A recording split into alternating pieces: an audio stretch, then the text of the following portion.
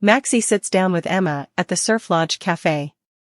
Emma worries her mama or grandma transferred Maxie, but Maxie says she came to advise her on how to live with Anna.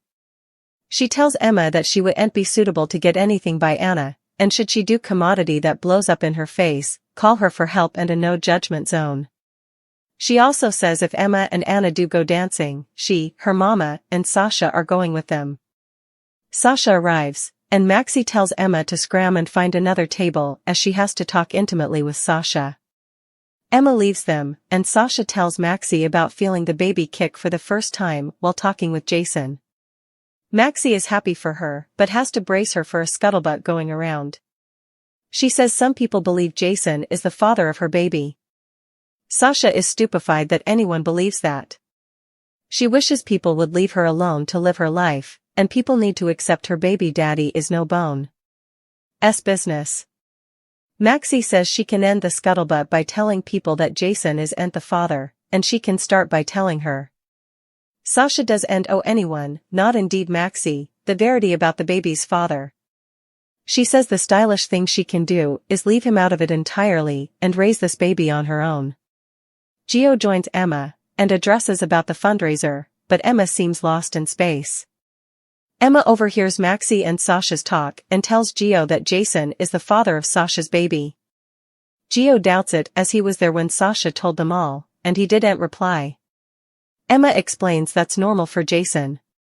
She says Jason is one of her mama's stylish musketeers and is having a baby with her half-family. She calls this a mess. She thinks her mama should know, and so should her grandpa, who is a Jason addict. Gio says he has a bad feeling about this.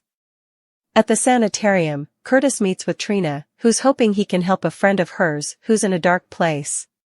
She asks if her pater could speak to Kai about what he went through with his own injury. Curtis tells her not to anticipate cautions, as Kai has to go through this in his own time, and grief comes with an injury like this. In Kai's room, one of his teammates, Quinn, visits him, and Kai breaks the news to him that he's no way going to play football again, so he has to step up. Curtis enters, and Kai's friend heads out. Curtis introduces himself, and Kai says he's not over for a Vim talk. Curtis is moreover and tells him about his own accident and recovery. He says that's his story, but Kai has to live his. Curtis knows that he's tired of people coming to tell him how he should feel and what to do next, but he'll no way know how or if he'll recover if he doesn't try recovery. Kai says he could risk palsy if he plays again, and now everything he knows is gone.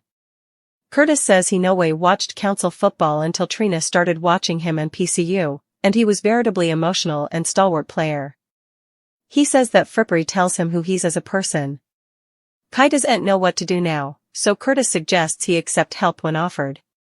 He asks if his family is then. Kai says they don't know about the prognostic, and he can't fail them when he formally dissatisfied his platoon. Curtis says the season is over, and he shouldn't give up on himself. Curtis gives him his card and says Kai can call him any time. Curtis also heads out. Kai picks up his phone and textbooks Trina to come by hereafter as he needs her help with commodity. Quinn runs into Trina in the hall, and he says that Joe in that room is Kai Taylor. He accuses her of unyoking his focus with her art history design. Trina tells him to check himself, as she didn't put Kai in the sanitarium, and putting the blame on commodity or someone wouldn't help Kai move on with his life. Quinn yells that his future, and Kai's future, is football. He says Kai is a leader and showed them how to win, and the Kai he knew no way would accept defeat. He says that was before she got in his head, and that's on her. At the Metro Court, Laura tells Jordan that she met with Jens, and he's going to be a major problem. Laura is upset about how Lucky will reply to the news that Sidwell is then. Jordan can't believe there are no clearances out for him, and they bandy that Sidwell may have been behind Sonny's extension fire. But why target Sonny, they wonder. After Laura leaves, Isaiah appears and can see commodity is bothering Jordan. She reveals Jen Sidwell is in city. She notes he's taking this news better than she anticipated. He jokes there are other croakers he can abduct to treat him. Isaiah doubts Sidwell will come after him again. She says if he does, she has his reverse. At Liz's place, she and Lucky are looking into mysterious deaths at Turning Woods. One case was 75 and had madness, but was healthy and suddenly failed of a heart attack last fall. She had many callers other than Cyrus. Liz wonders how numerous people he's killed. Laura stops by to give Lucky the news that Jen Sidwell has moved to Port Charles and bought Windmere. Liz asks how he's free. Lucky says the place he encountered Sidwell has no law, and nothing he did has ramifications then.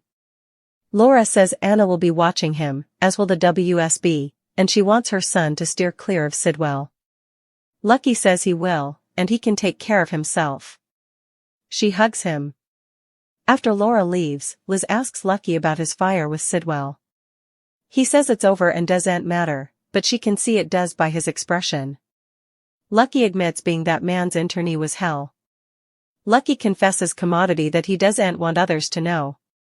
He says Jason could have killed Sidwell, but he stopped him. However, he'll have to live with the fact he could have stopped him if Jens picks up where he left off.